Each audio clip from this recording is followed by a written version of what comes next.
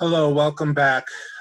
Before we start again, I would like to apologize deeply to Mr. Castle for cutting him off shortly. I had a bit of a physical scare, and I wanted to make sure that I had time to deal with it in the event that I needed to go to the hospital. I'm doing fine right now, but I would like to apologize to him for cutting him off so shortly. Okay, no worries, please. That was fine. I was really enjoying your program too, Tom. I'm terribly sorry for doing that. But up next, we'll just move forward. So I'll start next. What will be the issue that your candidates focus on? And how do we get those candidates to endorse our values? Well, one way is to enlarge the individual voice with numbers. With bird dogging, we can frame the conversation so that our issue is the issue everyone is talking about. So here's Vinay Krishnan from Center for Popular Democracy presenting bird dog training. Thank you, Vinay. Hi, everyone. Thank you for having me. Glad to hear you're doing all right after the health scare. And Tom, that was amazing. Those songs were fantastic. It's hard to follow that act, but that was a great way to start the morning. So, hi everyone. My name is Vinay. I'm the national field organizer for the Center for Popular Democracy. Chris very graciously invited me to join. Worked with Chris many times in DC at various events and protests. And so, at little information about CPD, we are a national network of 55 different affiliates in 33 different states. And we do immigration rights work, workers' rights work, healthcare work. I mostly do the healthcare work. And right now we're in the middle of this Supreme Court battle, trying to delay the vote as long as possible. We're doing get out the vote work. I know Wisconsin's such an important state right now in all those fights. So I'm going to talk through some skills that I think will be useful for everyone on this call. Specifically, it's called bird dogging. And I don't know if people are already familiar with what bird dogging is. I'll share some PowerPoint slides in a minute, but just a brief intro. We really formed what we call Bird Dog Nation. That's what we call this little group of ours. It's a big group now, actually. But it used to be a little group. It formed when the Republicans were first trying to repeal the Affordable Care Act, which I think was 3 summers ago at this point. And we wanted to stop that at all costs. So we partnered with a group called Housing Works in New York, which does lots of HIV/AIDS advocacy work. And we brought people to town halls across the country to directly confront the representatives and demand that they vote not to repeal the ACA. And then we wanted to go even further, and we brought people to DC, and we did civil disobedience in Senate offices every day. And we, every time senators were in public, we were there to talk to them about these issues. And we convinced Collins, Murkowski, and McCain to save the ACA. And since then, we've been using all these advocacy tools for all the various fights that have come up over the last 3 years. As I'm sure you can imagine, there were plenty of opportunities to use these skills. And we're going to use all of them in the next month. And so before I dive into the PowerPoint, basically what bird dogging itself is bringing people like you, the constituents directly to their leaders to ask very pointed questions on our issues over and over and over again. And if you do it in a very systematic way, you can really move the needle on our issues and really affect change, affect votes, affect what's going on, and clearly affect the narrative of the whole political story. And so I'll give you a couple of examples throughout the presentation of how this has worked in the past. The ACA is one of them. But right now I'm going to share my screen and I'll dive into a PowerPoint. So yeah, let me do that right now. All right. I have lots of tabs. Don't make fun of me for my tabs. Well, you can if you want to. All right. Just gonna put this down. Go to present. All right, so bird dogging 101. What is bird dogging? So I kind of already mentioned what bird dogging is. So yeah, it's the art of putting your elected official on the spot in person on camera so they do the right thing. And again, we're focusing on the people with power. My boss often says that the only way to make change in this country is to either have lots and lots of money or lots and lots of people. And we certainly have lots of people. Our opponents often have more money, but there are more of us than there are of them. And so we're trying to mobilize as many people to bird dog as possible. And so what does that entail exactly? Well, the goal of bird dogging is to get a response from your representative on the record. Like, everything we do is recorded and usually shared on social media after, and sometimes in mainstream press. And by doing this, we're hoping to create a movement in legislation by getting the attention of people in power, and also just the attention of the public at large. So one consideration, maybe you can put some thoughts in the chat if you want, but I always ask when I'm doing these, what might make you nervous about asking an elected official a question?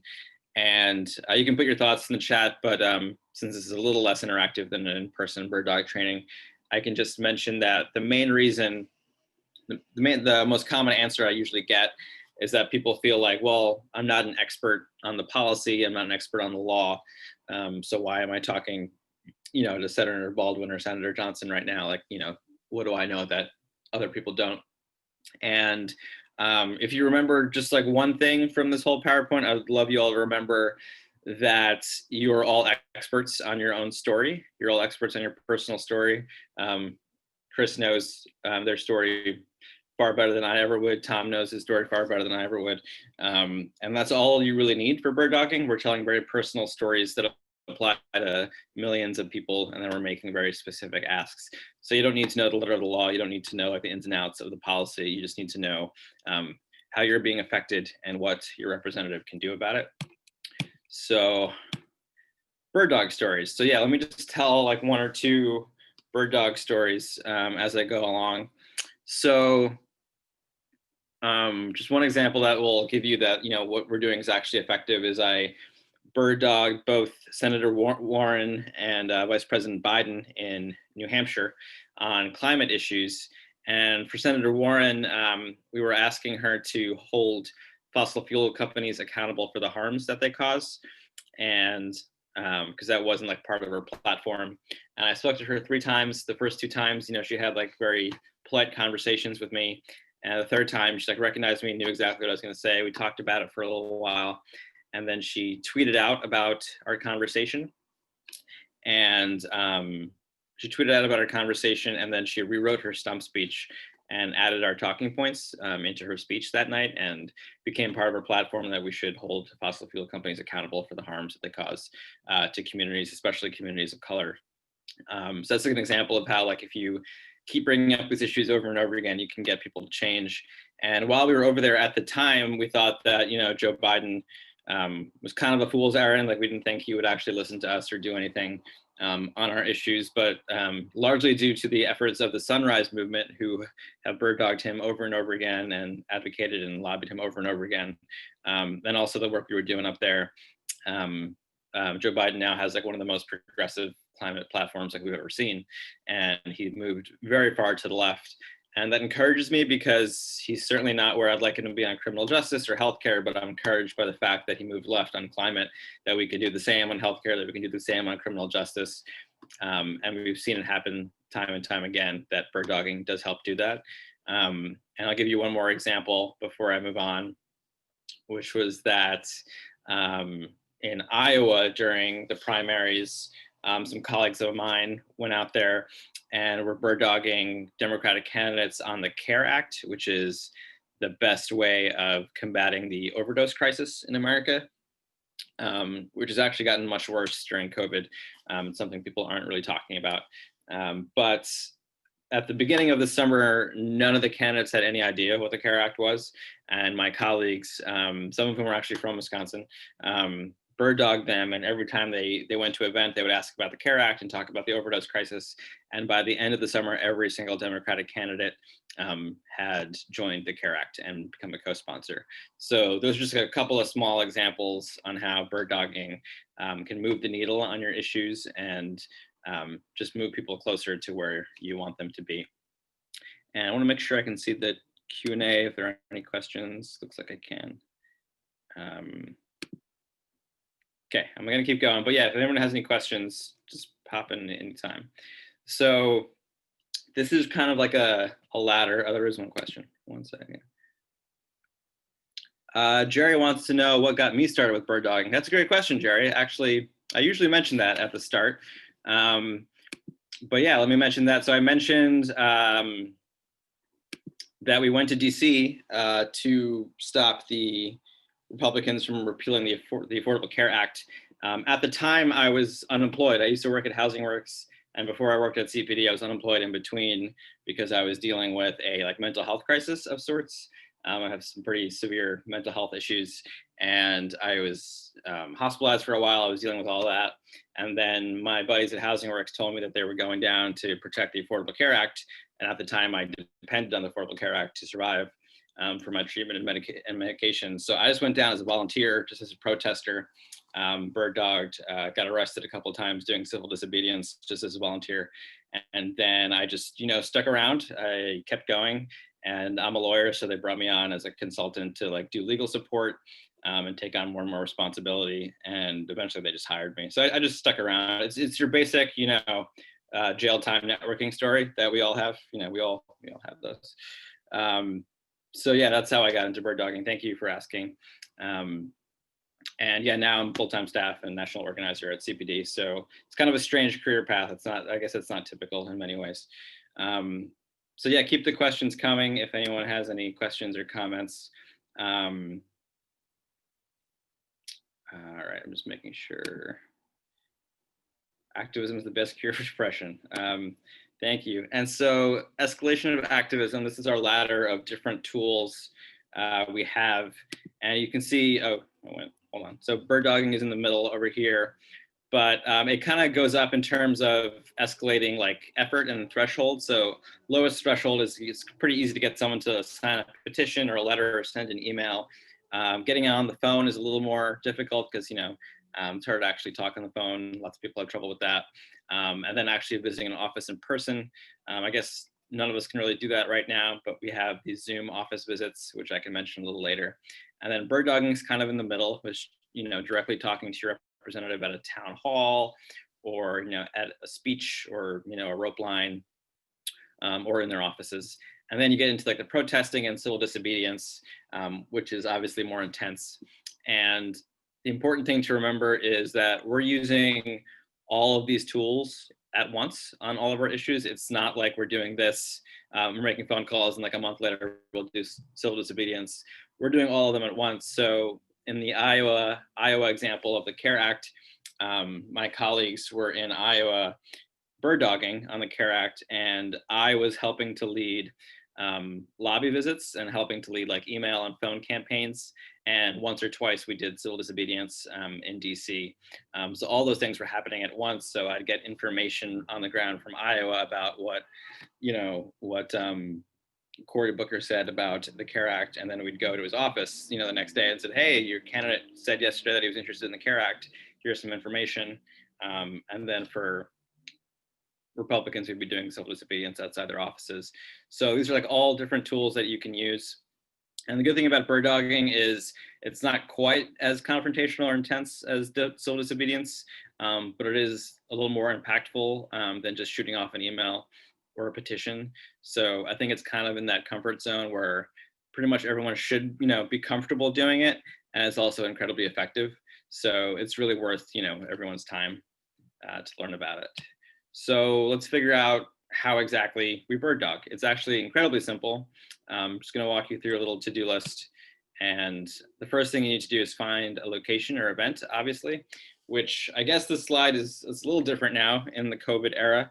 But before that, there's a website called townhallproject.com, which lists basically everywhere your representatives and senators will be, and you can go and meet them there. I think it's still active, and it lists all their digital Zoom events and digital town halls. So it's still worth checking out. And if you want to partner with us, we can help you find like a location, or especially a strategic location. And towards the end, when I wrap up, I can tell you some things that CPD is working on in the next month. Obviously, there's a lot going on right now. So I'll tell you some different ways that you can plug in. So the first thing you need to do is find a location, which is pretty self-explanatory. And then you want to get a crew together. Bird dogging is typically not something you want to do by yourself, because you need at least one other person to record what's going on. And ideally you want 4 or 5 or 6 more people than that. And let me see if it's on the next slide.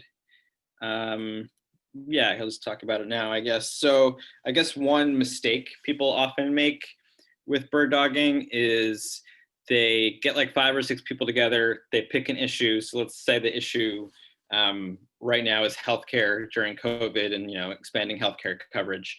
And so they go to a town hall, or maybe right now it's a Zoom town hall. And one person gets called on in the group, and they ask their question and they get an answer. And, it's an okay answer. And then the group says, okay, we're done. We got our issue on the record. Like, that's why we came here. So we can just like sit back, listen, and call it a day.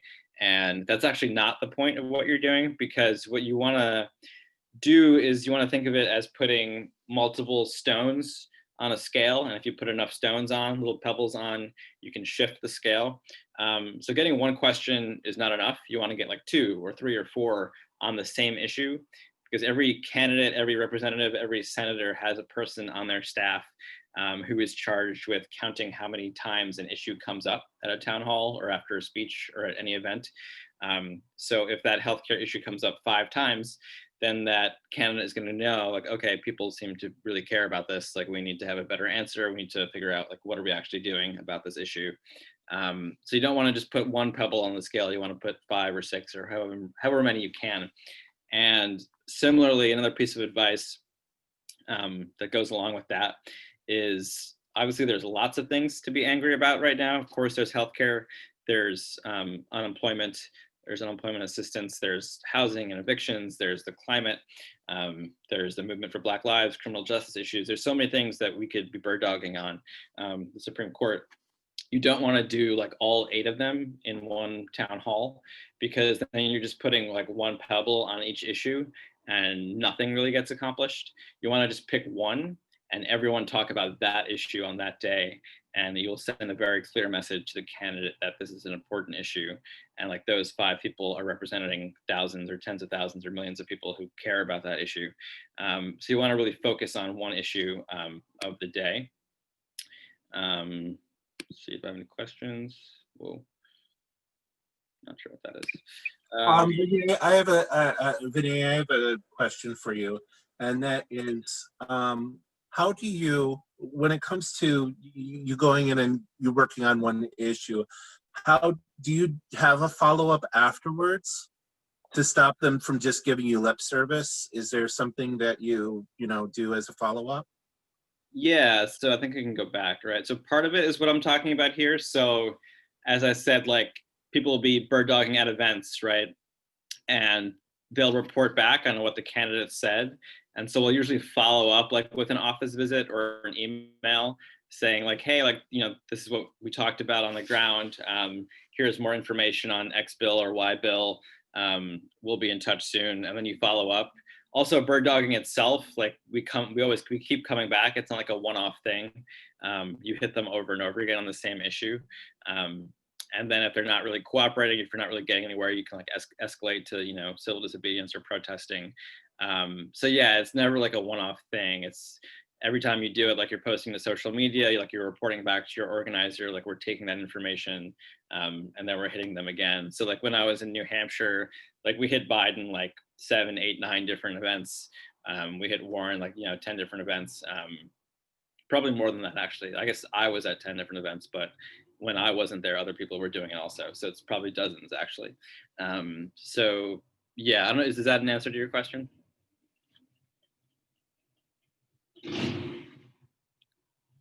Yes, it is. Thank you.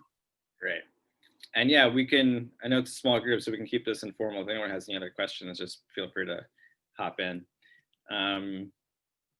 So yeah, you get your crew together and then you make that plan.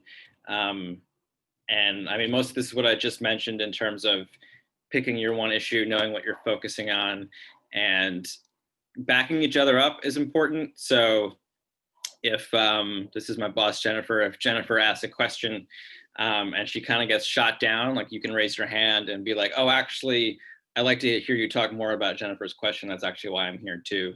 Like you kind of back each other up and lift each other up. So as you said, if someone is just getting lip service or kind of getting brushed aside, like you don't take that, you don't accept that, right? You keep coming at them. And I will say, like, some people are actually hesitant to bird dog because it seems like very confrontational. Sometimes you see those viral videos where, you know, there are intense arguments, and that does happen, but like it doesn't have to happen. It can be whatever you want it to be. Like your representatives are there to speak to you, right? Like that's part of their job. Like you have every single right to go to their office. You have every right to ask them a question at an event. So there's nothing like that has to be confrontational about this. It's just you asking, it's you telling your story and asking a question. So you have every right to do that. So I don't think there's any reason to be hesitant about it. And in terms of going to their offices in DC, you're allowed to just go there and walk in. Lots of people think like you can't do that, but we do it all the time. You just go to DC and you can literally walk into their office and they will sit and talk to you about any issue. So that's the whole point of having a representative. They represent you in DC or in your local government. So I hope everyone feels like encouraged and comfortable doing that. And yeah, the next 4 to 6 weeks, I hope we can all make a habit of it. So this no longer really applies in the Zoom COVID world, but hopefully, we get past that at some point. And it's good to keep in mind that the physical location itself is important, because when you want to get there, you want to figure out where is the candidate going to enter, where is the candidate going to leave, like look at the exits, because there's a Q&A period itself, which would be great if you can get a question during the Q&A, but you can also get a question after the Q&A, like during the rope line or when they're walking out, just when they're shaking hands. So you want to just be aware of your surroundings. It's a simple kind of tip, but it's definitely come in handy plenty of times. Like we've done bird dogging in airports, we've done it in like the tunnels and trains underground in the Senate. Like you can do it anywhere. So it's like good to know, oh, well, if there's a hearing, in this room, they're probably going to enter through this room in DC. Like if there's a, judiciary hearing, they usually come through here. So you can just like plant yourself in the hallway and just like, know when you're going to encounter your representatives. And again, that's not something I would expect people to just know, but like we know it because we do it all the time. So we can help guide you through that if you're in DC. And if you're doing it, locally in Wisconsin, I'm sure you all know much more than I ever could about that sort of thing. So yeah, those are considerations you want to keep in mind. This sounds totally simple, but it's like hugely important, because if you think about it, like most people go to these events in person and, they're not, they want to ask a question, but they don't have a particular, urgency to it. They're just raising their hand, asking for a question. But when we do it, like we always get called on every single time, because as soon as like we even get close to the Q&A period, we all just like shoot our hands up immediately. And one of us gets called on. I've seen it happen over and over again. Usually when I'm doing this training in person, we actually like practice raising our hands, which I guess can't really do that through Zoom. But yeah, just keep that in mind. Like if you next time you're in an in-person event, which I hope isn't too long, I hope we get past COVID soon enough. But yeah, next time you're in a town hall, like as soon as you get to that period, just shoot your hand up, sit up straight, have a great posture, look very engaged. And if there's like 6 of you doing that, I would bet that one of you gets called on. So then record on video what goes on. Someone changed this graphic since the last time I did it. It's Kevin Garnett, which is fitting since it's basketball season. But yeah, you want to record the video. I think if any of you are familiar with one of my bosses, Ana Maria Urchia, who confronted Jeff Flake on the elevator during the Kavanaugh fight. Like a moment like that went so viral and was so inspirational for so many people, which is why you want to record everything that you do. And even if it's not something that's shared widely, it's still useful to have that information to report back to the organizer after. Like we have a clear record of what they said. But yeah, sometimes it does become a very powerful moment. It's happened several times in this work, especially when people are telling very personal stories about healthcare, about being a survivor, about being an immigrant, about needing DACA, like all these super personal stories. They are very compelling on video. So always record what's going on. And then, as I said, get a handshake or an autograph or a selfie after. That's a big part of it. Like the Q&A period itself, those are often kind of like staged, or if not staged, very like heavily controlled and monitored. But like these interactions are much more natural and spontaneous after, and you can kind of just have a normal conversation with them as people. And that's like when the best bird dogging happens, really. So yeah, don't like be confined by the events themselves. Like talk to people after, like just be a person and say hi. And that's often when we get the best bird dogging. And this part is important, and lots of people forget this. I will admit that sometimes I've forgotten to do this at events, especially after you talk to the candidate. You kind of get this like rush of like adrenaline, like, oh, we did it, like we got a great interaction. Let's let's get out of here and go look at the video. But don't forget that there's press in the room too, right? And they want to hear about your story also. So you can go and you can find a journalist, especially if you're like a local person at an event. Like when I was in New Hampshire, it didn't make as much sense for me to talk to them because I'm from New York, but I would get the local New Hampshire crew to go talk to press. And they want to hear like, why are you here? Why do you care about these issues? Why are they important to you? Because if they're important to you, they're important to tons of people. And the key here is to like talk to the journalist as if they had asked you like the perfect question, right? So if we went to New Hampshire to talk about holding fossil fuel companies accountable, and the journalist asked me, what do you think of Joe Biden's, record on the environment? She didn't like ask me about like what I want to talk about, but I'm going to talk about what I want to talk about. So I'm going to pretend she asked me, about holding fossil fuel companies accountable and just talk about that, right? Like make sure you get your talking points on the record, and then you have the whole press, network and system to disseminate your message. And that's like so invaluable. So don't forget to talk to the press. And then report back to the larger group. This is really important. So I guess in my role, I'm usually the organizer, and I'm often like on the ground doing the bird dogging, but like I'm definitely like doing the back end when I'm like getting feedback from people who are bird dogging, like getting those videos on record, getting any notes they have, any impressions.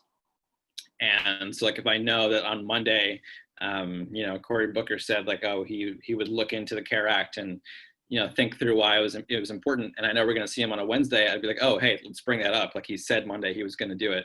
Like, has he looked into it? Like, has he learned about it? Like, can we email him something? Like, can we set up a meeting with his chief of staff? Like that sort of thing. If I didn't have that knowledge Monday, then I could maybe be starting at square one on a Wednesday, but we don't need to. So just make sure you like, whatever information you gather, hand it over to the organizer.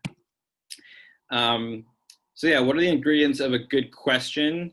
Maybe I'll like pause for like 30 seconds so you can maybe put some chats in the Q&A or wherever the best way to get chats across is. Good, because I had a question about that. I was going to ask you, should people ask, when somebody's been asked a question and the question hasn't been answered, should someone in that group follow up with a question asking why that person didn't answer the question? Yeah, I think that's a great practice. That's part of like what I said about like backing up, your crew, because there will be times where they just don't want to answer your question. Like we've all seen politicians do that, right? But if there's like 6 of you in a room, you can insist that like, no, I really want to talk about this issue. I really want to talk about the climate. I really want to talk about COVID and unemployment and evictions. Whatever your issue is, like don't let them off the hook. So yeah, so what are the ingredients of a good question? Does anybody want to maybe put an answer in the chat? I'm having trouble actually seeing the chat. Oh, it's up here. It's up here. Okay. Well, Chris asked a great question, which I will get to in a minute. Oh, well, Chris, was that a question for me, or was that an example of a question for a representative?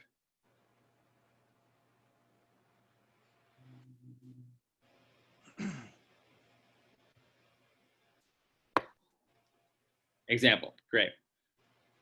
So Chris put an example. I think everyone can see the Q&A. Maybe if you can't, Chris said, do you believe in expanding the courts, rotating judges, or some other approach to deal with the stacked courts? That's an example of a bird dogging question. I don't know if people have any other examples or any comments on Chris's question, or what do you think like makes a good question in general?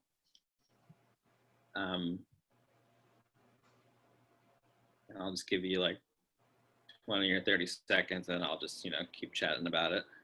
But if anybody else has any input or examples, we can use Chris's as an example if we don't get any others.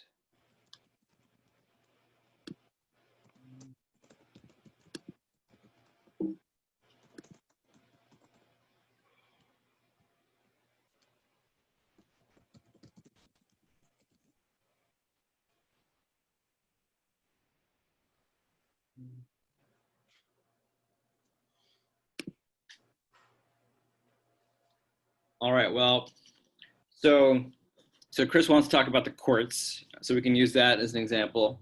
So I like that, Chris, I like that you asked something very specific, and do you believe in expanding the courts? Because sometimes people will just ask, do you believe in court reform, or like, what do you want to do about the courts? And a representative can just go off on whatever their stock answer is.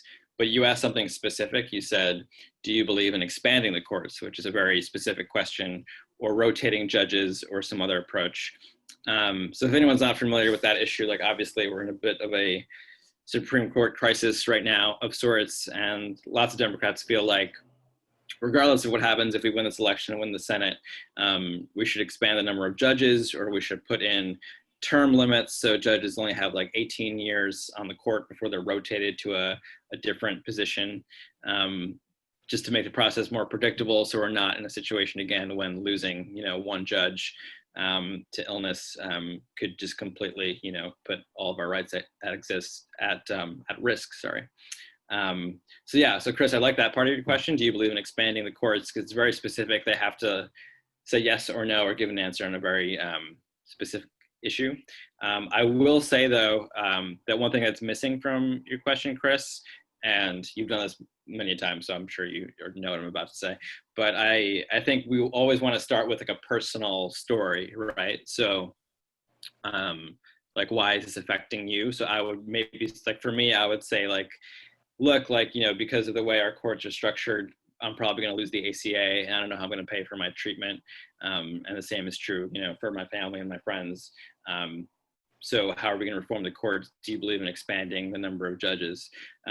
Just like your way in is always your personal story, which, as I said before, like you're an expert on that story.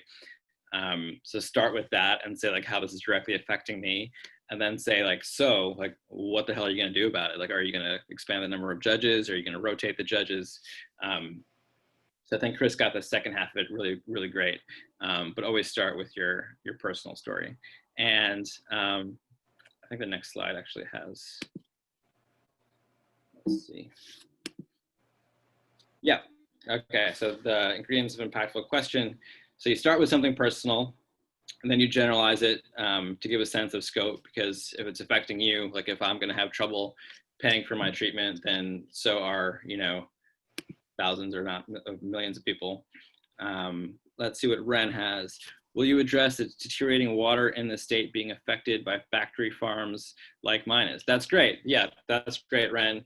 You kind of like reverse the order, but like that's totally fine. So like you made it very personal. You implied that, this is directly affecting you and it's affecting other people. So yeah, that's a good example. Like it depends on the medium that you're in. Like sometimes you'll have time to just talk and you won't be rushed, and you can get it out, like, in like 4 or 5 or 6 sentences. But sometimes like you'll need to do like what Ren just did and just like put it all in 1 sentence or maybe 2. Especially if you're just getting like a handshake, after an event, you have to be very quick. So that works great.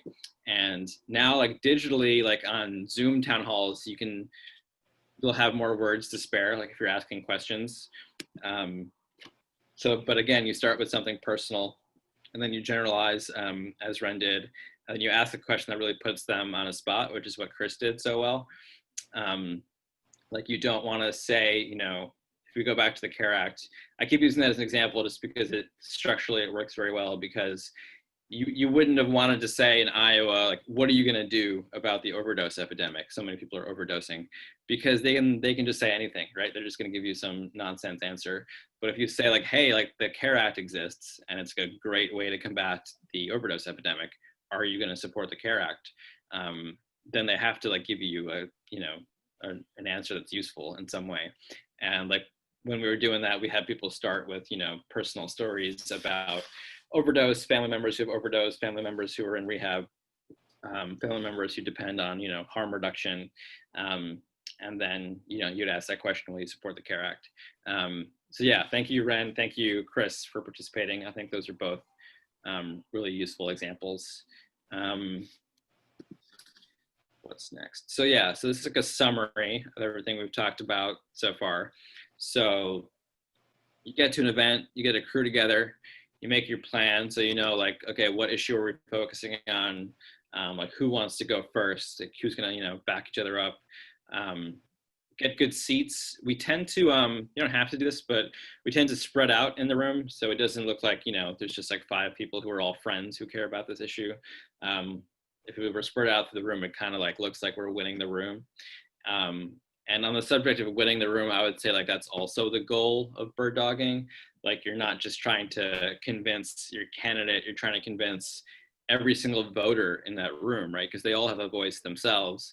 So you're trying to convince them that like, hey, like the environment's important. Like, hey, like the housing crisis is important.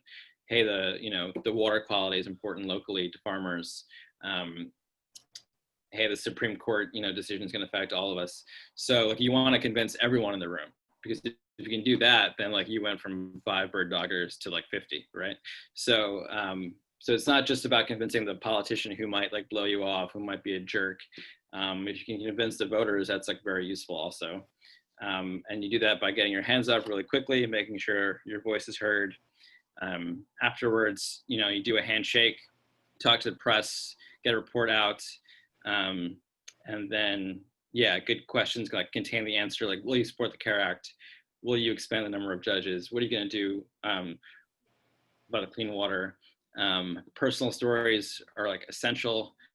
Again, like, I know, I'm sure you're all on lots of Zoom webinars. If you forget everything I say, just like remember that you're an expert on your own story and you can all do this. Like that's so key to remember. And then make sure like you have a specific ask, like, are you supporting this legislation? Like, will you support court reform? And again, like you don't need to know like policy language or, the bill number or, the data and statistics and all that stuff. You just need to say like, hey, like I'm a person, I'm your constituent, I'm in trouble. What are you gonna do about it?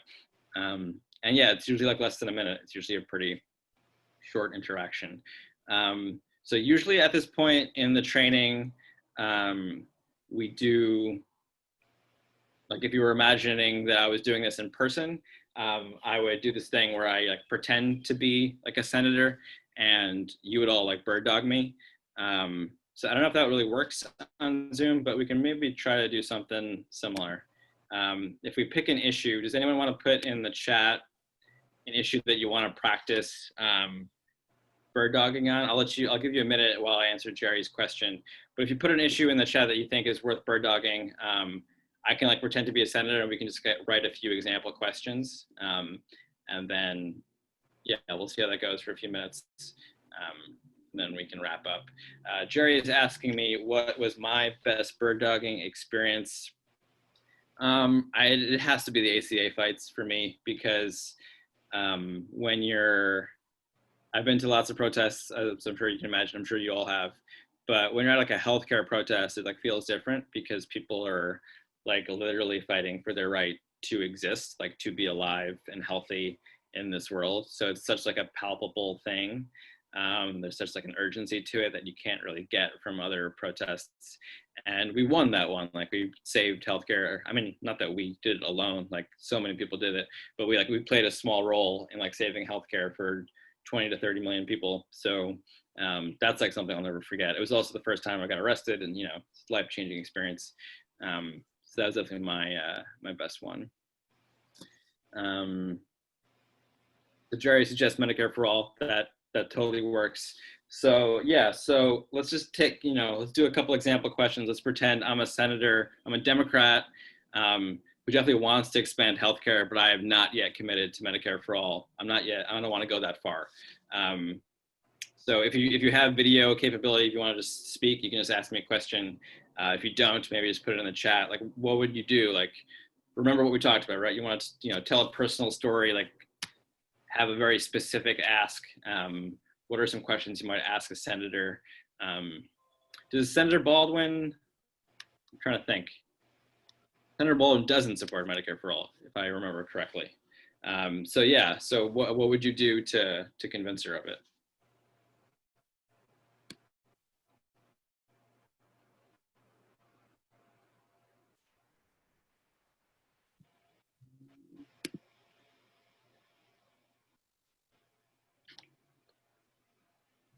And I see someone said, how can we protect people against COVID? How far do we go? Was that an answer to the Medicare for all example? Was that? Let's say it was, because that's definitely related. So if I'm in my senator hat, I would say, like, look, COVID's very serious. We need to protect people as much as we can. So we're going to mass produce PPE.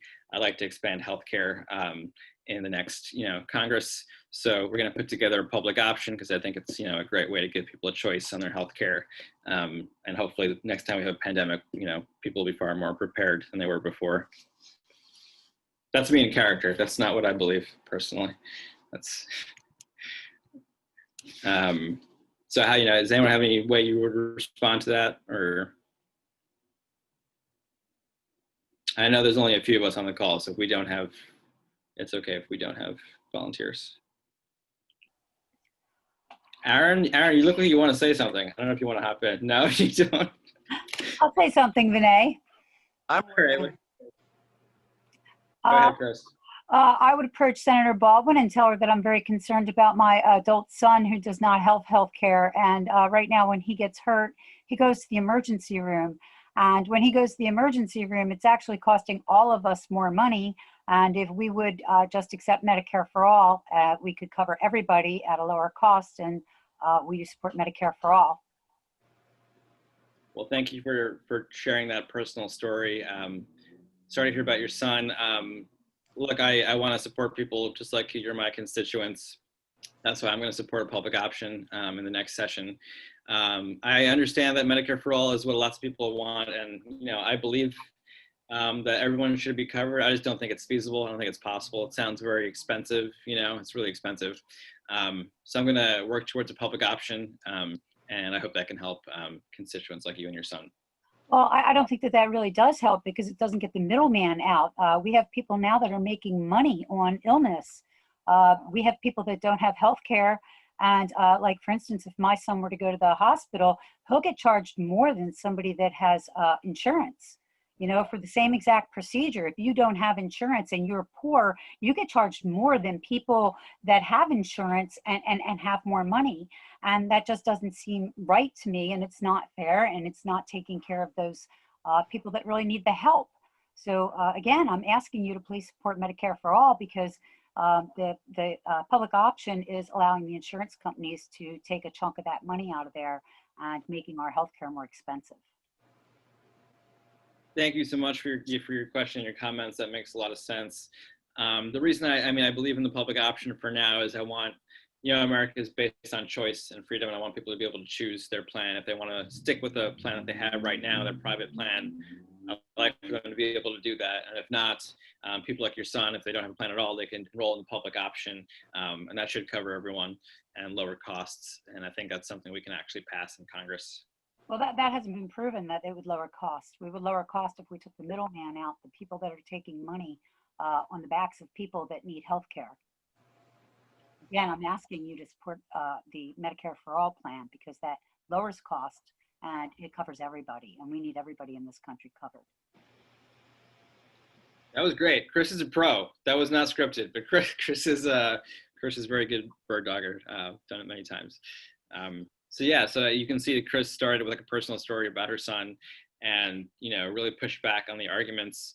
And even if you're not as like fluent as Chris is about like, you know, the spending and everything like that, the key is Chris kept asking, are you going to support Medicare for all? Like you know, kept pushing on that question.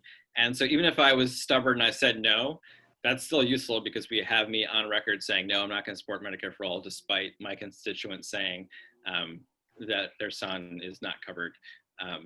So yeah, that was a great example of bird dogging. Yeah, thank you, Chris. Does bird dogging include, I guess, bird dogging of social media of candidates, or is that a whole different animal? Yeah, as you can imagine, like in the COVID era, like we've had to, you know, alter all of our tactics. Like usually, like the typical thing we would do is we'd get set up, you know, with people to do local events, like in district, like in Wisconsin, and we'd also simultaneously be saying like, hey, if you want to come to DC, you know, we'll fly you down. Like let's go to these offices. We can't really do much of that anymore, so a lot of it is on Zoom calls and social media. Like digital town halls. Sometimes we do these like Twitter storms where we like pick a target on Twitter and we prepare questions in advance and like hashtags. And like we all like tell our personal stories. We say like, you know, I depend on the ACA for XYZ. Will you save it by delaying this, you know, the SCOTUS vote? So yeah, there's a whole like digital way to bird dog, which is pretty much all the same principles. You just have to be more fluent with Twitter, like know the hashtags, know how to tag people, and like get a crew together to do it like at the same time. Like if you, Aaron, were to bird dog someone right now on Twitter, like it would just kind of disappear into the, you know, internet. But if you got like 30 people to do it at once, and you can get, you know, some momentum going. Yeah. So are there organizations to tap into to do this? Like we have this speaker Voss, who's running for re-election, and he wants to run for governor in 2 years. And he has an opponent. It would be really good to organize, I think, something like you were suggesting. I don't think Twitter is really the thing. I don't think he has an audience. Probably, I guess it would have to be Facebook, but is there a resource to tap into to get others to help us with that? So we have 2 affiliates in Wisconsin. We have Block and LIT, Leaders Igniting Transformation. Block stands for Black Leaders Organizing for something. I forgot what the C stands for. But yeah, Block and LIT are our 2 affiliates, and those are the 2 people I would usually reach out to see if they're plugged into that campaign, because if they are, they'll have like plenty of resources and digital organizing and constituents. So if you send me an email, I can ask someone. And then I'm not sure if there are other local Wisconsin organizations doing that work right now. Can I raise my hand here? Yeah, go ahead. That's one of the reasons that I wanted bird dog training to come to Wisconsin, because I want to organize here and I want people to go after people like Speaker Voss. I've seen this work in DC, and I really think that we can make it work in Republican districts. It's unfortunate that we don't have town halls to go to, though, because I really think a big part of the bird dogging is winning the room. And that really helps, because what we could do is we could get the issues in front of people that they care about their votes. If we could win Republicans over and get Republicans to support our issues, when we leave that room, their constituents will continue to push them. So that's one of the reasons that I think that bird dogging is so essential for us here in Wisconsin. Yeah, absolutely. And I'm gonna, on that note, for town halls, there's this website, which I think still lists digital town halls that might be useful. Oh, what is that? Townhallproject.com. It lists like all the, you can search by your zip code and it'll list different events that your representatives are running. Like it's updated. Oh, okay. I think the digital ones are all usually up there, and it gives you like a map. It's a pretty user-friendly site. So was the, do you remember back when Senator George Allen was running for re-election, and he got caught on camera? What did he call, what was the word he used? Mukaka or something like that? Remember that? We have a mukake or whatever in the back, and he pointed back to him, and Yeah. That went viral, and I think it lost him the campaign. lost him the election. Was that considered a bird dogging, or was that just an opponent? Was that in response to a question? I don't remember the specifics off the top of my head. He was not responding to a question. No, he was responding to another question, but then he pointed out the guy who was filming him and had been filming him at every stop, Mm-hmm. and made that slur. Yeah, I don't remember if that's exactly a bird dogging so much as it's someone, making an awful decision on camera. But that's part of like what you're doing, right? Like you want them to be their true selves, like on camera. Like you want to see them, responding to the issues like authentically. If you do this over and over again, you can get those kind of authentic responses, which often hurt them. I've been very interested in bird dogging. Chris has been extremely excited about it, and I believe it would be a great service for more people to tap into. I hope and wish that I will. One of the questions I have is, we've all seen like town halls where there is an explosion or a disruption or chanting, or what is the idea of bird dogging? Is it, you want to win the room, you say, so is there a border that you won't cross, or is it, I don't know if you understand what I'm saying. Yeah, I mean, it's not a protest. Like if you want to protest, that's like a different conversation, I don't consider bird dogging protesting. Like it's a constituent asking their representative a question, which is what they're there for. You're just doing it in a public forum, on camera, like on the record. Sometimes like it does like come across as more aggressive, like Anna Maria in the elevator, but like if it's in a public forum, it's not like a protest. And yeah, Chris, jump in if you see it differently.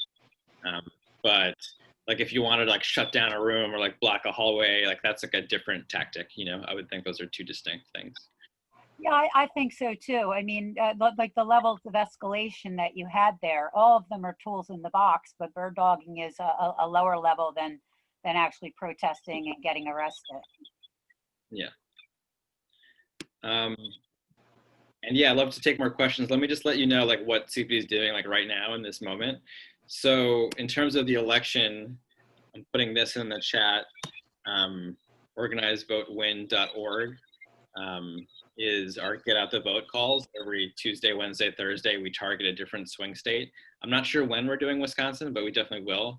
And so like that's just one thing we're doing. And then in terms of the Supreme Court, we actually are doing lots of bird dogging in DC, which I guess is kind of far for y'all to get to. But if you know people in DC, send them our way. We're bird dogging every senator to delay the vote as long as possible. But that's also something you can do in Wisconsin because you have Senator Baldwin. You can like urge Senator Baldwin to use like every tool in the toolbox to delay the vote. And you can urge Senator Johnson, who just tested positive, I think, right? To spend time actually working on COVID relief instead of working on this Supreme Court nomination. People need relief during COVID, not a judge right now. So you can set up lobby visits in district with those senators, and we can help you do that. You can go to a town hall if they have some right now. Maybe they don't right now. But there are bird dogging opportunities on all those issues going on right now. Do you find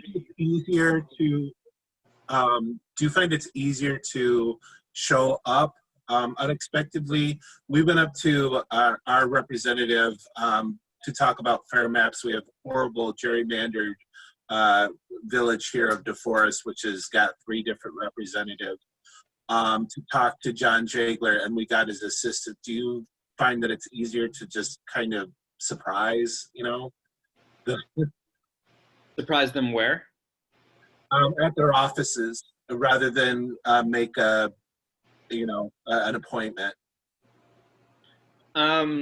I think it's usually more productive if you can get an appointment. Like we'll try to meet with like someone who's working directly on our issue. Like if you just surprise them, you might not get someone who like knows much about your issue. So someone might just be taking notes and passing it along. If you're gonna do like a protest, then obviously you want it to be a surprise. But if you want to have like a meaningful discussion, we try to like find the right staffer and set up an actual meeting ahead of time.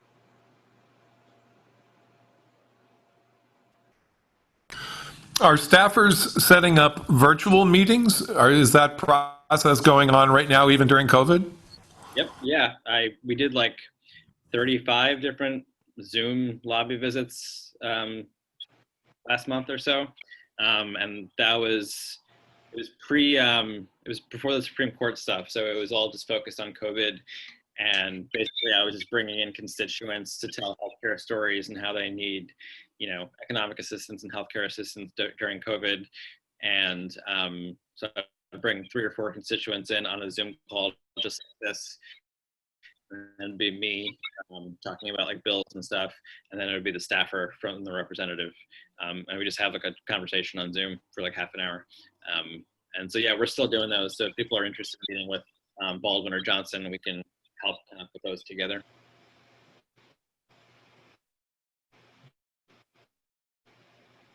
And Vinay, we're going to be sharing an email following up on this event, so we'll get all that information out to everybody as well, so that if somebody misses it in the chat, we'll make sure that it's sent out.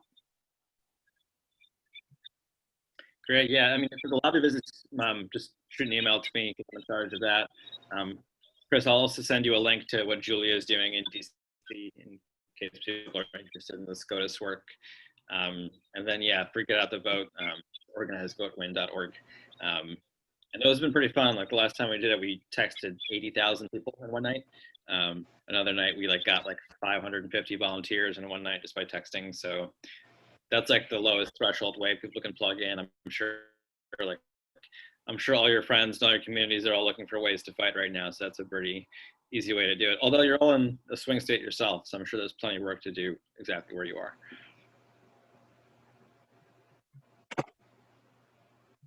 Any other questions? Vinay, I'd just like to say thank you. We will be sending this out to the Wisconsin Grassroots Network and the Progressive Caucus.